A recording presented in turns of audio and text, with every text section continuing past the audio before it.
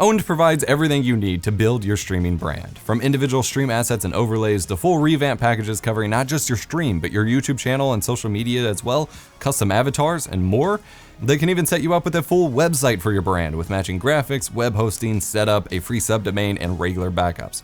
Heck, they can even provide desktop wallpapers to match your brand so that your branding whenever your screen is shown is always on point as well.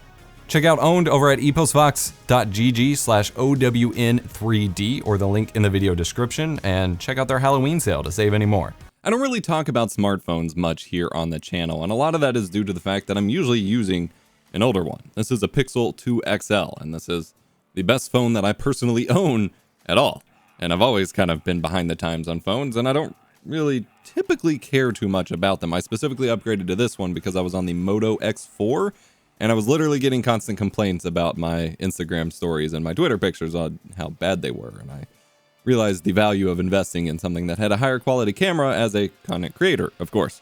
But when it comes to specs and things like that, I've never really cared all that much. I don't do a ton on my phone, but also that may be a cycle that perpetuates itself because maybe I just don't do much on my phone because my phones haven't always been capable of that much.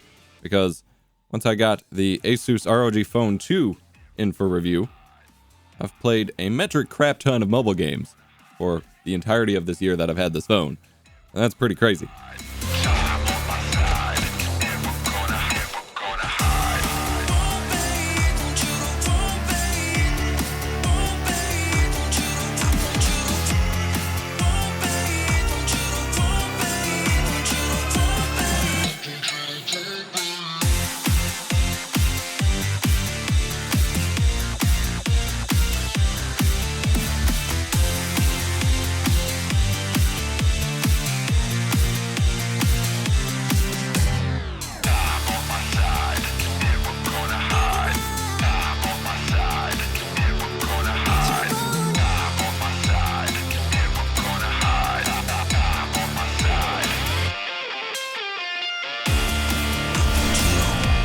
I'm EposVox, and full disclosures, as always, this phone was sent on loaner from ASUS for review. It will be sent back to them after the review is concluded. They don't have any input on what's being said. When it's being posted, they're not seeing it, anything like that. They're not sponsoring this review, and they've never purchased advertising on my channel. This is a god tier phone. This is the ROG Phone II. It is meant to be a gaming phone, hence the absurd gamer aesthetic, although I kind of like it, but, you know, to each their own. Even has RGB lighting, which is a bit overkill, but it has some of the most favorable specs you can get in a phone. You can get up to 1 terabyte of storage on it, which is bonkers. You can, this one comes with 512 gigs, and that's more than I would probably ever need. It has a 6,000 milliamp hour battery, which lasts forever. I've been able to play for hours and hours and hours and never need to charge this thing. And then when I do, it has quick charge, other than when connected to my computer, which my Pixel 2 suddenly has quick charge, but not on the quick charger that supports this. The whole quick charge ecosystem makes no sense for me. I feel like I'm playing charger roulette every time I switch phones around because every phone charges differently on these things. But it typically has quick charge 4.0, so it charges really quickly and has a really long lasting battery. And especially if you turn down some of the, the brightness, turn off the RGB lighting, set it to 60 hertz, you can squeeze even more battery life out of it. It lasts a stupidly long amount of time. Screen wise, it has a 6.59 inch 2340 by 1080 19.5 to 9 aspect ratio AMOLED 10-bit HDR display, which can go up to 120 hertz and produces up to 600 nits of peak brightness, which is not the full 1000 nits for HDR to be legit, but for a phone, oh, it's beautiful. It is one of the most gorgeous screens I have ever seen in my entire life. The aspect ratio is really weird. I honestly feel that it's almost a little too wide, as controlling some games, even with the triggers, it just feels a little too wide sometimes. I never thought I'd say that, but closer to 2:1 is preferable for me, but it's still pretty cool. It just makes content creation a little bit weird, and I'll touch on that in a little bit because my whole pitch for this phone is that it is almost a content creator, a streamer, a game streamer's dream phone, but it just falls like 5% short of being the dream phone for that, and that's really disappointing. It's got a high-res DAC, which can go up to 192 kilohertz at 24-bit, and they have a cool DTS:X Ultra virtual surround stuff going on. It has Wi-Fi AC 2x2, Bluetooth 5, NFC, dual SIM slots. Pretty cool. Not something I really would use, but a lot of people would. It's got an in-display fingerprint reader, which I virtually never get to work, but it has a face recognition login, face sensor, which logs me in pretty much instantly. Like if I hold this up to my phone, I am logged in. Phone is closed, it's unlocked.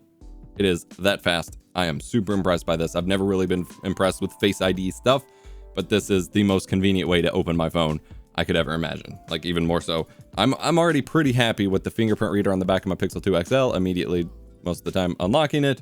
This is significantly better. It's got USB-C. It's of course got a headphone jack for that awesome DAC. It's also got a second USB-C combo port for side mount adapters. It comes with a fan accessory to help keep it cool, not that it's really all that necessary in the box. Or you could get a bunch of super expensive extra accessories such as a controller. You can get a dual screen controller adapter where you have two different screens of the same specs, same ratio and refresh rate and all of that, mounted onto a controller. You can get a dock so you can use it as a computer. You can do a whole lot of stuff with this extra little port, and it's a lot more convenient to charge or connect via this port while you're gaming than have it sticking out the side where you're trying to put your hand. That being said, the headphone jack still comes out of here, so if you're using that, you're still going to run into some issues there. It also comes with this weird plastic bumper case that's not really going to do much, but gives you a little bit better grip because the slippery is phone. The slippery is phone. Okay. Because this phone is slippery. All that to say, specs wise, this phone is pretty insane. It's already been covered to death. I don't really need to harp on it too much more. It's going to run every game as best as it can. There's not a ton of games. It's not even the games you would think that would run at 90 hertz or 120 hertz, but the ones that do look really freaking good. And even just swiping around the UI in the phone at 120 hertz is just so smooth and responsive.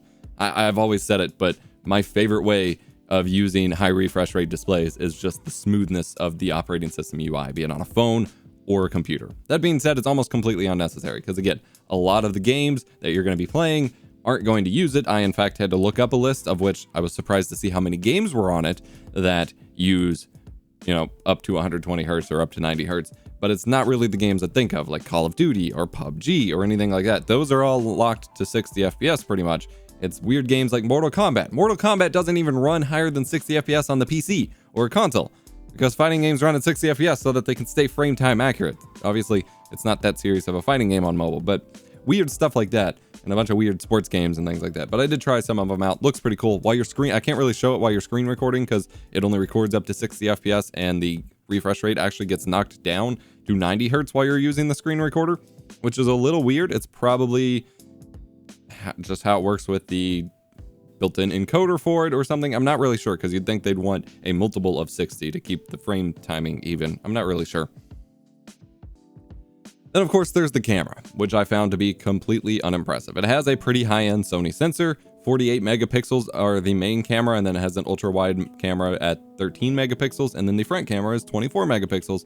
Rear can do 4K 60, 1080p 240, or 480 FPS slow-mo at 720p, which is insane, but the default post-processing for the pictures in the video is super just blah and not great at all. I tried using the Moment app to get a little bit more out of it, but I'm just not super impressed with how the software handles this camera, which is of course pretty disappointing. So now we talk about the streamer features, which is what this video is really about. This phone, like I said, is almost my dream phone, and I was, when I first started using it, I was dead set that I was going to buy this from ASUS and keep it and use all of the streaming features because they're so insane.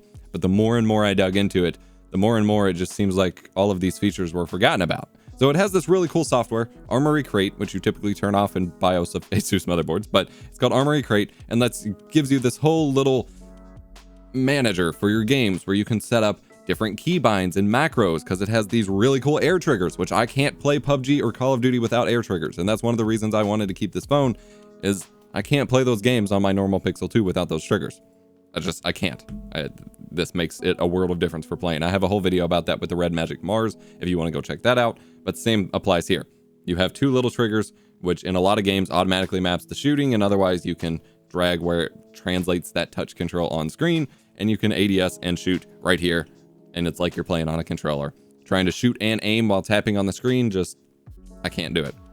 But on top of being an awesome gaming phone, it has a lot of streaming features in that Armory Crate app, because you can as I said, you can manage the macros. You can set up different screen profiles. So you can say for this game, I want it to launch at 120 hertz, but for this game, I only need it to launch at 60 hertz. And you can change the lighting profiles, and you can automatically enable the screen recorder. You can sort your screen recorder. Like, you can go to a game and see what you've already recorded with that recorder in the game. Pretty cool.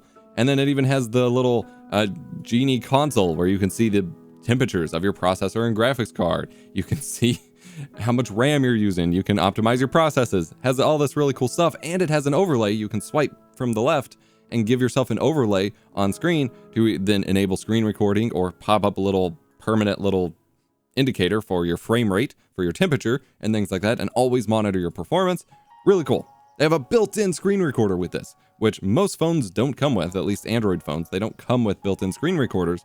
This one comes with one, which is already a huge plus. It's easily accessible from the swipe down, normal settings menu, or from this Armory Crate setting. And it can capture your game sound, which on most Android phones is not possible because the Google Android API limits it to only system level apps can access system sound to prevent piracy and to prevent other problems, someone snooping on your phone calls or something like that. Well, since this is built into their own skin of Android and registered as a system level app, it can actually record your game sound. So I have hours upon hours, especially with how much storage I have. I've basically just been recording every time I play Call of Duty or something like that. I have hours upon hours of gameplay recorded that all has the game sound intact, which is really freaking cool. Unfortunately, you have to choose between game sound or microphone sound. It cannot mix the two, which would be one extra step towards making it nearly perfect and giving you options to adjust the, settings for that. It also has an option to live stream. So you can screen record. Great. I wish it was a little bit higher bitrate, but it works fine. There is a little bit of an issue with the screen recorder in that if you try to natively upload a clip from it to Twitter or to anything like that, it doesn't seem to have an idea that it's a problem. But if you say, okay, screen recorder, okay, share to Twitter, Twitter's going to reject the video because the aspect ratio is way too wide. It doesn't support it. And so it's going to keep failing to ever upload a clip, and you're never going to know why. And the screen recorder app doesn't seem to know this. And so you have to re-render the video either in a mobile phone editing app, I guess, or on the computer with some baked in black bars so that it conforms to Twitter's aspect ratio. YouTube's going to be fine though. But you have the ability to live stream as well, which can pop up your camera, the front facing camera, so you can get a face cam while you're streaming, which is awesome. You still have to choose between game sound or microphone sound. That's unfortunate. The problem is it doesn't really work. And I've emailed my ASUS contact when I first started reviewing this and testing it, and they didn't really give me a helpful answer. And there's been 2 major system updates. I've had this thing for months at this point. There's been 2 major system updates since I've gotten the phone. I've kind of been holding out, hoping they would fix it, and neither of those updates address this. And the issue is, when you go to live stream, you choose your account. You can do like Twitch and YouTube. There may be a couple other services I'm not remembering off the top of my head. With Twitch specifically, the live stream just cuts out after about 2 seconds. And then whenever you end the stream and Twitch finally processes the stream as ending, it kind of all catches up at once and then ends. And they said this is a known issue, and it has something to do with specific Twitch accounts can't do it, but I tried on both my test Twitch account and my main Twitch account, and all I get is about 3 seconds of motion, be it whether I start it in the game itself or in the menu, and then it just sits there buffering forever, and then I hit end stream, and it still sits there buffering for about 10 minutes, and then at the end of those 10 minutes, you see like 3 more seconds from the point that it paused at, and then the stream ends. Whatever it's sending to Twitch is not cooperating whatsoever. And it's been that way I've had this for like 4 or 5 months probably at this point. That's a bummer. I thought, okay, maybe YouTube is more friendly about it. Tried streaming to YouTube. It only supports YouTube channels associated directly with Google accounts, not brand accounts, which most of us who have been running YouTube channels for a long time have already, we converted our YouTube channels to brand accounts because that was required to manage things like our own custom username and a whole lot of other features. That's just the standard way YouTube channels are handled. And in order to even get live streaming and partnered and all of that, and it doesn't support those YouTube channels, so I wasn't able to live stream on YouTube with it either. And I tried messing around. I tried making a new just email associated YouTube account, which YouTube doesn't even want you doing, and trying to register it to live stream, but months later I still haven't gotten the approval for that because again, it's not an established YouTube channel. So you can't really stream with it natively either. Now you can use Prism Live Studio, and it on Android does have a screen capture functionality, and that is what I was using to live stream gameplay from this. It runs pretty smooth, but it's missing things like game sound, and performance isn't exactly as smooth as the built-in screen recorder would be. And so that's pretty disappointing. I did cover Prism in its own video. They did sponsor a video. They're not sponsoring this segment. You can go check that out because it really is pretty cool. But it doesn't quite have the performance that the built-in native encoder would have. And so I was really hoping that this would be it. My second option and my preferred my preferred option for capturing footage from a smartphone is through HDMI out, because this has USB 3.1 Type-C HDMI capable USB-C on the bottom, on the side port. The bottom port seems to not support it. It still supports data transfer, but I don't think it supports display out. I never got anything really out of that, but the bottom one does support display. Now this is pretty cool. I've complained now. I've only reviewed one of the phones, that being the Red Magic Mars, but I also used my Pixel 2 XL. Both of them have USB Type-C, but it's only USB 2.0 Type-C. It has no display out, so I literally can't use this for video capture output. This one does. It should be fine. It should be great. It would be the perfect way to get some mobile gameplay, and I was actually able to plug it into my monitor and play, for the most part, in ultra wide, which was pretty cool, although there's a little bit of latency to it, so it felt a little motion sicky for me. But I was able to, play in ultra wide some Call of Duty mobile, which was pretty sick. But it has some sort of weird HDCP, and it's not normal HDCP because none of my normal splitters that strip that away and even my capture cards that ignore that would cooperate with it. But no matter what combination of capture card or splitter I plug this thing into, and keep in mind, I have a chest full of capture cards at this point, I could not get a signal that would cooperate. It would display for a second, cut out, display for a second, cut out. It's not the cable being loose. I bought like 3 different USB-C to HDMI adapters, different capture. I just could never get it to work. Now, supposedly it works fine with the dock, although the dock is mainly DisplayPort based, but I don't have the dock, and it was pretty expensive to buy for a loaner phone. So yeah, I was pretty disappointed. To follow that up briefly though with a couple more positive points, there are some really great convenience factors, like the swipe down menu gives you direct controls for the RGB lighting, for changing your refresh rate of your screen, taking a screenshot, screen recording, all of that at the basically like 2 taps away, which is really handy. And then they have other little quality of life things, like when I plug USB into my computer, it pops up asking if I want to set it to file transfer mode. I wish all phones did that. It also has a file app, which allows you to enable a network file server so that you don't have to connect it via USB. You can just say, enable file transfer, and then I go to an IP address in my web browser and download the phone files over a web UI. Pretty freaking cool. It also has that on-screen, overlay for frame rate and things like that I mentioned before too. It has a lot of really cool stuff in this phone, and it is 95 to 98% of the dream streamer's phone. But they seem to have just kind of ignored, like they didn't finish it. And this is already their second phone. This is Gen 2. And they didn't finish the features. I really hope by the next phone that they get this fixed, then it can be the perfect streaming phone. But for the time being, I am sending this back because I can't justify paying for it when the features, literally all of the features and the workarounds, the HDMI output, the workarounds for the features that I would want to use it for, don't work. And that's really disappointing. So if you just plan on gaming, if you purely plan on gaming and using it as a phone, 10 out of 10 recommend. Unless you care a whole lot about camera and don't want to use third-party apps, maybe don't go with it for the camera.